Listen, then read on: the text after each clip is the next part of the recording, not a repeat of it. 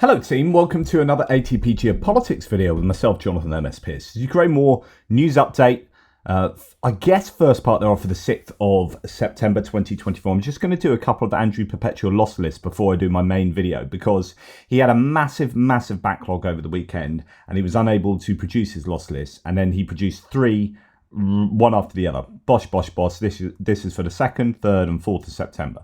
So I'm going to give you the two earlier ones from the 2nd and 3rd of September before sharing the 4th of September one in my main video to follow.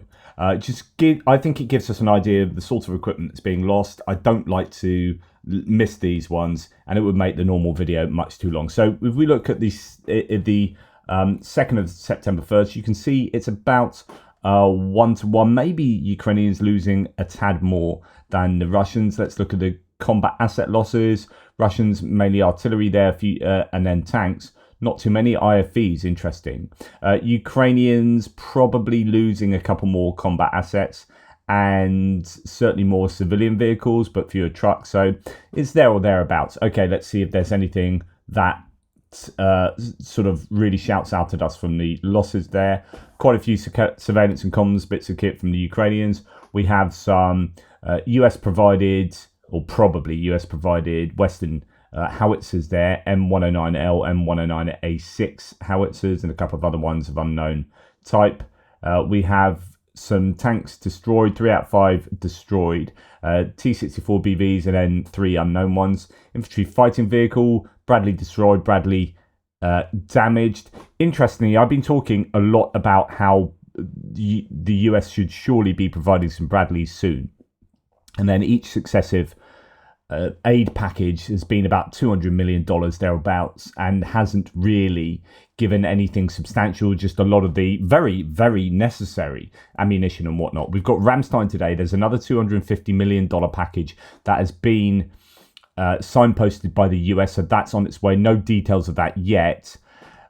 But also there's a lot of talk about whether the PDA, the Presidential Drawdown Authority, the amount that was eventually sent through Congress and successfully passed as a bill, there's talk that a large amount of that, I don't know, $6-9 billion worth of different numbers, has to be apportioned by the end of September. And there's all this panic. I mean, if it's true, the lack of foresight is insane.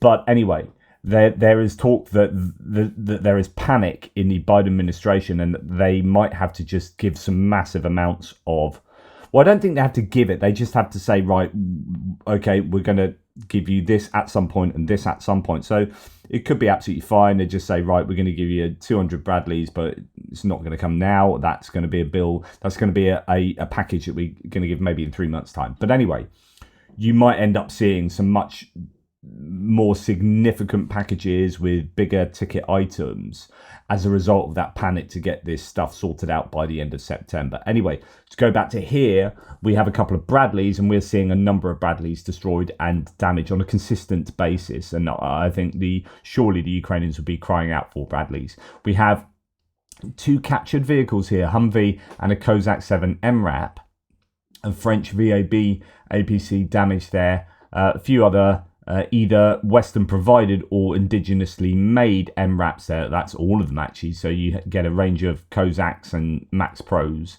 And then you're onto trucks, civilian vehicles for the Ukrainians, and even a couple of buggies there, a couple of ATVs being used, and some unknown stuff at the end, decoy, and a couple of civilian vehicles taken out too.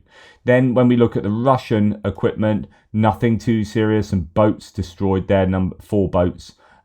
Some artillery, including a Grad, so multiple launch rocket system there, it seems, at the top. That's destroyed, so good news for the Ukrainians. Then some tanks, range of tanks there, some destroyed and abandoned, some just damaged. And not too much in terms of infantry fighting vehicles, which I find interesting. And quite a number of trucks and civilian vehicles. Nothing untoward there, just quite a mass of that equipment.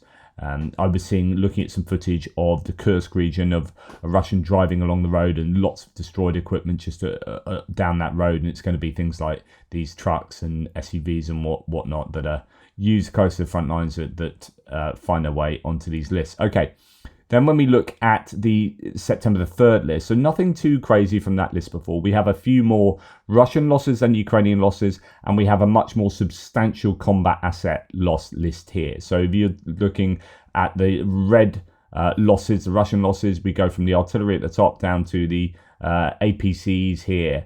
And you can see that that is probably 2-to-1 Russian to Ukrainian losses. So that's significant. And that will explain why the Russians have lost more. Ukrainians have a few more surveillance and comms, bits of kit, and civilian vehicles lost as well. Okay, let's look at the Ukrainian losses first. So as mentioned, quite a few bits of surveillance and comms, which I don't really pay too much attention to. A destroyed Bogdana 2S22, so that's the Ukrainian indigenously made self-propelled gun there, hit by shelling, interestingly. So I find that's probably a point of note, because usually you'd expect the Ukrainian artillery to have a longer range than the Russian artillery, the barrel wear and the use of older guns, although some of the very old, like the M46, is it that they use, actually has a longer range than some of the more recent pieces. But nonetheless, the general idea is that the Russian artillery doesn't have the range it should do, and so when a self-propelled gun is hit by shelling, you're thinking that's a bit of an issue for the Ukrainians there. Anyway, a number of tanks, nothing too untoward, mainly damaged. Infantry fighting vehicles, 3 there, 100% of them destroyed or damaged, but they're old Soviet era ones. And then some APCs, Senator, M113 Humvee, a mixture there. Kirpi, Kozak, and other mine-resistant ambush protection vehicles. Thank you, Ivan. That's very kind. So the usual list of vehicles there, a fair number of vehicles, and you'd expect that given that they are attacking into Kursk. And then we have the civilian vehicles mainly destroyed there for the Ukrainians. Then we go up to the Russian losses. We've got an electronic warfare system there taken out, recovery vehicle, and a few pieces of artillery, nothing too untoward there. Some T-72 tanks. And then interesting to look at the destroyed and abandoned against damaged ratio. And actually it's very bad for the Russians today. 100% on the tanks, probably 70% of the infantry fighting vehicles, and there's quite a lot of infantry fighting vehicles, have been taken out, destroyed and abandoned rather than damaged. A lot of BMP-2s there, a few BMP-3s. So they really lost quite a few infantry fighting vehicles on the 3rd. And then quite a number, again, we're looking at probably 80% destroyed or abandoned of the APCs, about 10 APCs lost. Most of those MTLBs, a few other ones thrown in as well. Trucks and civilian vehicles. So nothing really high value for either of the sides on both of those days. On balance, the Ukrainians done better than the Russians, but it's certainly not the sort of ratios we were seeing months back. And that will be, as I keep mentioning, because Kursk is an area where the Ukrainians are on the offensive. And that means that they will be losing equipment, particularly infantry fighting vehicles and APCs and MRAPs. So that's why we are seeing close to parity across the days usually. But the good news from, say, the September 3rd here is that the Russians are doubling the combat asset losses of the Ukrainians. Now, there have been a number of attacks that we are seeing. We're seeing more mechanized attacks being repelled on the, say, the Vuhledar up to Pokrovsk, that whole region there. The Russians seem to be losing quite a few bits of kit again, and that could be why you've seen a spike here on the 3rd, as there are some videos coming out that show quite a lot of Russian vehicles being destroyed. Anyway, I thought I'd throw that one in so it didn't take up the time on the main video. Take care, speak soon.